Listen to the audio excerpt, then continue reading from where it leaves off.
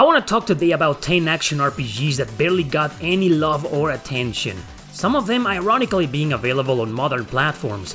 The point of this video is that I barely covered most of these, but I'll be reviewing them for you. And with that said, let's begin! Number 10. Black Rock Shooter. This game's part of a media franchise that was popular in the 2000s, so this rather unique action RPG was born as a result. Humanity is no more and its last bastion is protected by a group of soldiers. So in the middle of this post-apocalypse, they find this girl with special powers as a secret weapon to help them. But she has a past of her own and it's going to quickly catch up with her. Cool story, cool graphics, cool music. Yep, it's a cool game. But what about the gameplay? Well, you'll play as the girl going around on her own with no allies whatsoever across the different ruined areas or abandoned districts. Battles will be played like this. The enemies slowly start approaching her, so you need to shoot them as fast as you can. If enemies catch up with her, you can dodge or guard, even though that takes momentum away, which is an interesting penalty to make the game challenging. Obviously, recharging your weapon, using items, or special skills, which are awesome, have the same penalty, but it's alright since the game's designed for you to do all of that at once. It may seem like a turn-based RPG, but it's mostly an action RPG, so it's basically a hybrid. Apart from that, you'll have a base of operations where you can do the usual JRPG stuff, but there's also these bike missions between some of the stages. These control like a regular racing game, and they're similar to, well, you know what, the ones in Final Fantasy VII Remake. But they're kinda hard, although you can try them again and again, no problem. Yep, it's a very unique video game, I told ya, definitely worth checking out.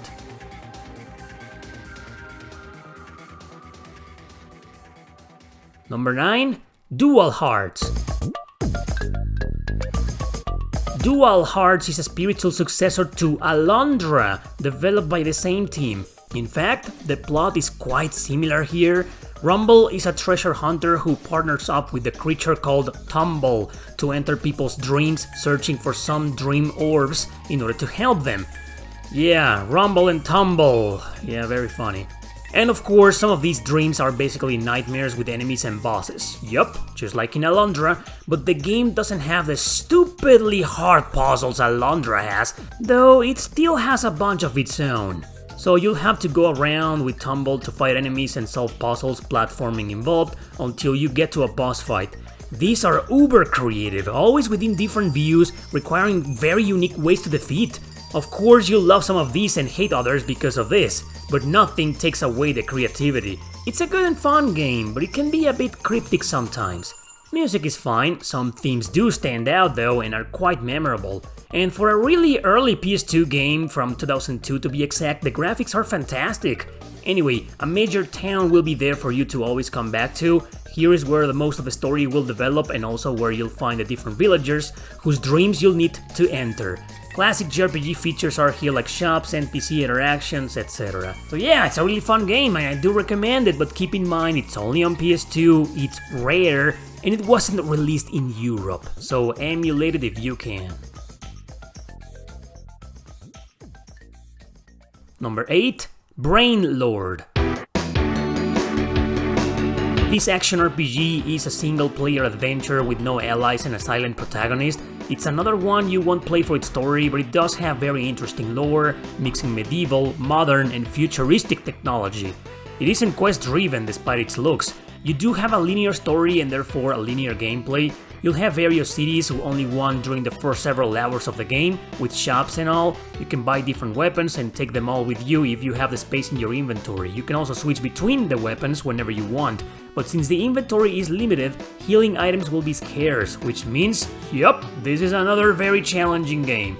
You can also buy different fairies that accompany you. Some of them will fight by your side with simple attacks, others just serve the purpose of reviving you once you die. Only 2 of them can go along with you though. As you go through the dungeons, you'll find several puzzles, a lot of them nerve-wracking in Alundra levels, I'm not kidding, hence the name of this game. It was impossible for me to figure out some of them, so I had to rely on a guide a few times. but most of them will have you unlocking a key in this room to access another one on a different floor and so on, very Zelda-like. Despite having a top-down view, some platforming will still be involved every now and then. The game's got decent graphics and overall a nice interface, easy to understand. But the music stands out like crazy in some parts, being definitely one of the highlights of this game. It's definitely worth playing.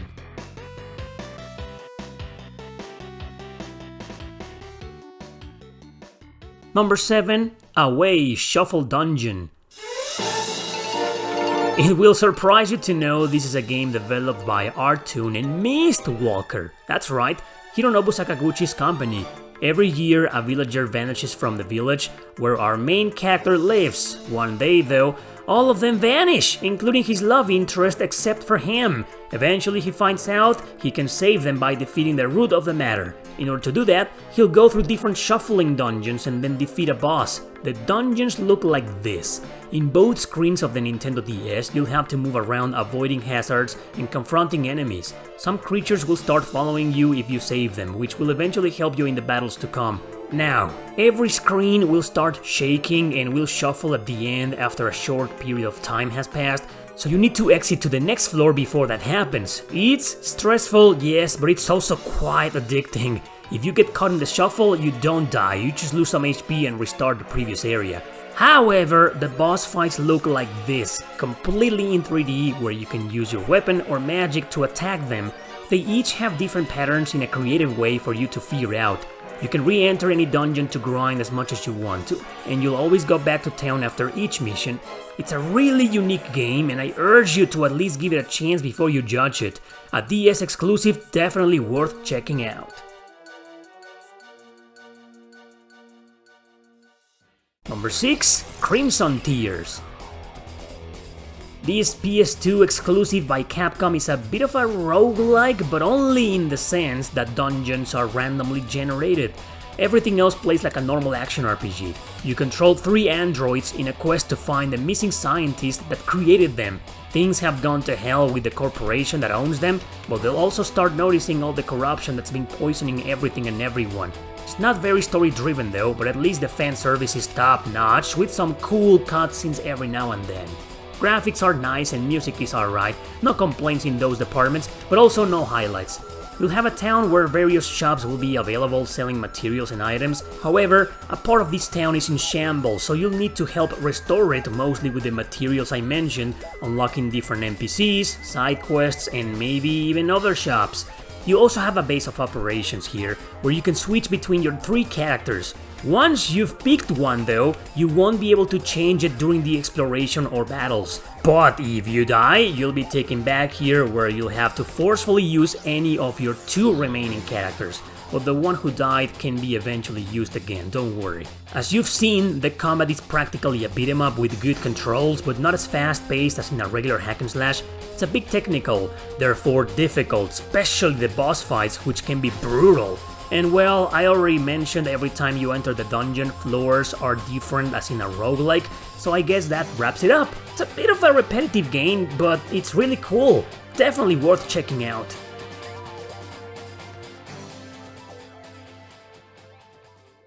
Number 5. Toen Kiwami.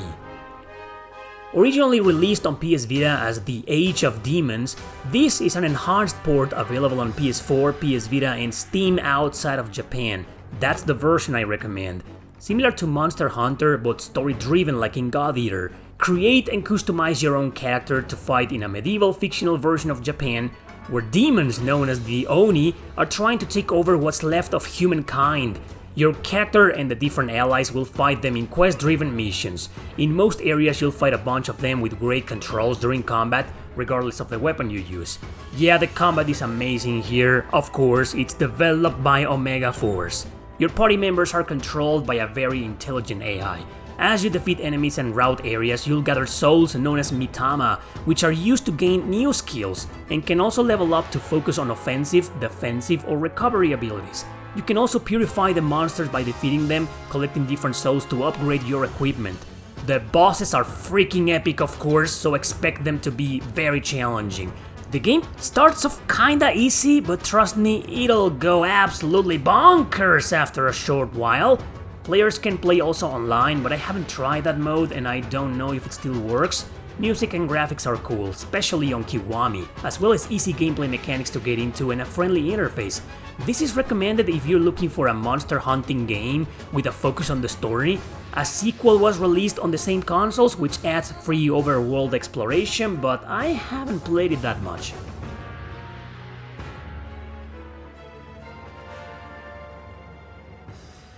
Number 4, Summon Night, Swordcraft Story 2.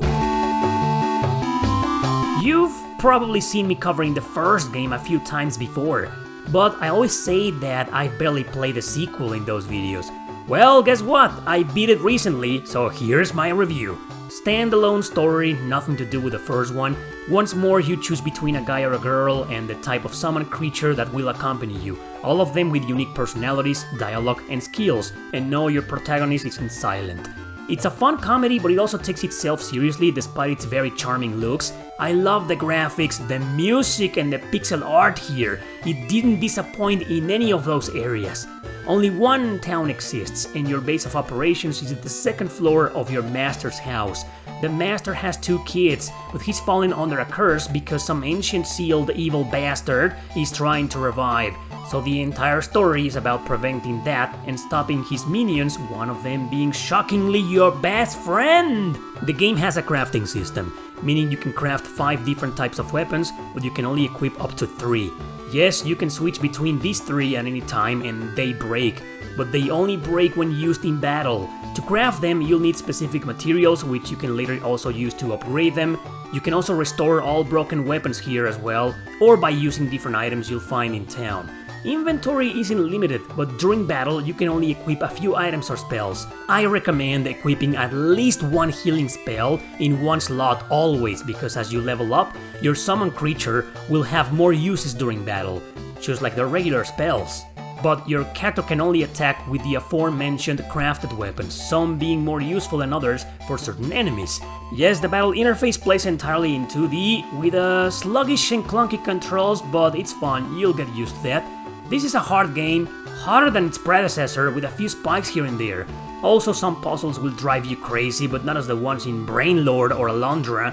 There's also a lot of backtracking between some of the major ruins you'll visit, but it's very recommended, especially if you're looking for a 15 to 20 hour long adventure.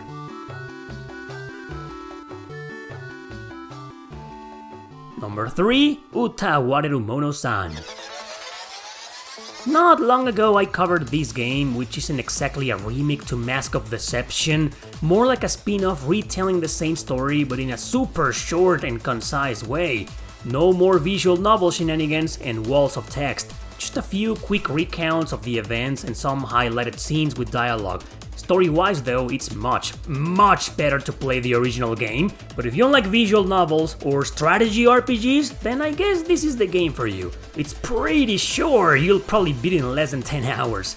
So, Haku lost his memories after being mysteriously transported to a beautiful fantasy world where characters have animal ears and tails, but the plot thickens when war gets involved, with some characters keeping some wild secrets to themselves.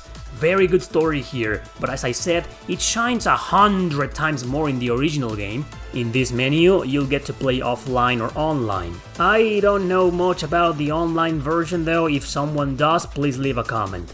You'll have a menu to spend money to get different scrolls, which pretty much act as different buffs for your characters when you equip them.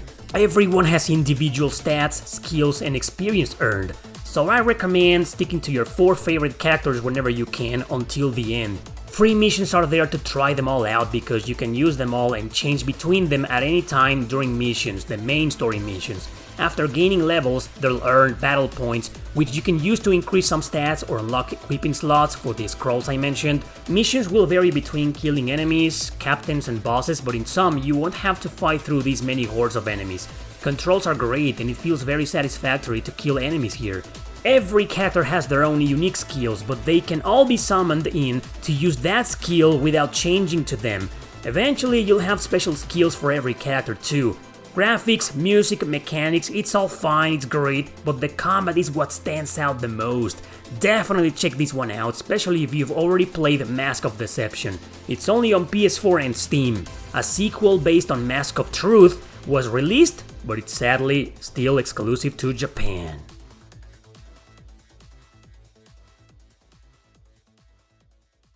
Number 2, Trinity Souls of Zol. You know, I've barely covered most of the games in today's video, maybe except for this one. It's been a few times.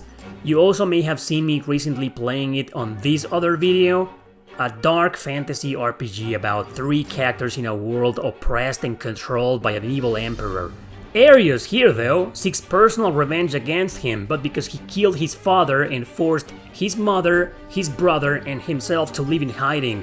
So while the plot centers around him, eventually his 2 unusual anti-hero allies will come with their own different problems. You can play as all 3, switching between them whenever you want, each controlling quite uniquely. A regular experience system is gained, as well as equipment. Of course, the combat is badass and enjoyable, since this is another game developed by Omega Force, masters of hack and slash.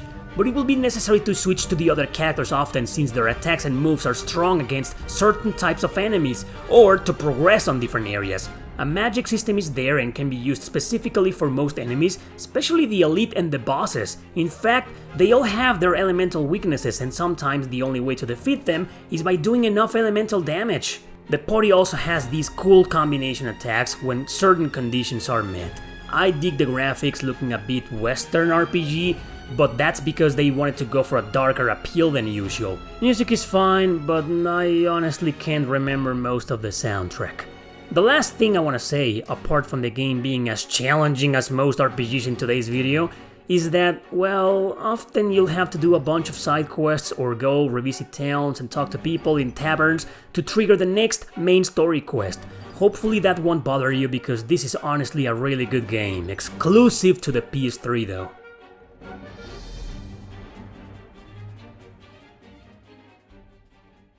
Number 1, Shan Yuan Sword 7. Well, actually this is a Chinese RPG, not Japanese, that I've covered like 2 times before, maybe 3. I think it needs more attention because it's very good. The protagonist belongs to an army in the middle of a war, but also in a world invaded by monsters, probably as a result of the war. However, he goes AWOL to help his sister find a suitable body because her own technically died. So to achieve that, they'll travel together to different ruins to find the artifacts required for a new body. But then more stuff happens that'll change the course of the narrative, so oh yeah, it's one of those. I like the modern, realistic graphics of them that are very well done, but it does suffer from some technical issues every now and then. Music, I'll admit, is very forgettable, but it helps with the dark fantasy atmosphere of the game. So apart from your overworld featuring monsters here and there, you'll go through the dungeons I mentioned. All of them have a few puzzles, nothing too insane thankfully, that you'll have to solve to move on. Combat is hack and slash, and it's very precise, responsive and satisfactory. Definitely the best part of the game. You use the triggers to execute regular combos though, but you also have different stances, and they do change your fighting style. Remember the Yakuza beat-em-ups? Well, it's kinda like that. You acquire a new stance after defeating a boss. And oh yeah, the bosses are really cool and epic and all that jazz, but often come with nasty spikes, forcing you to train every now and then. That's also an easy mode. It's hard. This game is hard, but never impossible. To improve your overall stats, you need to use workshops to upgrade equipment for that. The same can be applied to your allies, who will fight by themselves with a decent intelligence for a party AI. Strangely enough, the game's pretty short, beatable in about 15 hours, unless you do every single side quest to try to double that time. Overall, this is a solid action RPG, part of a long-running series. They all take place in the same universe, but you don't need to play any of the others to understand this one. It's on all modern platforms, including Switch.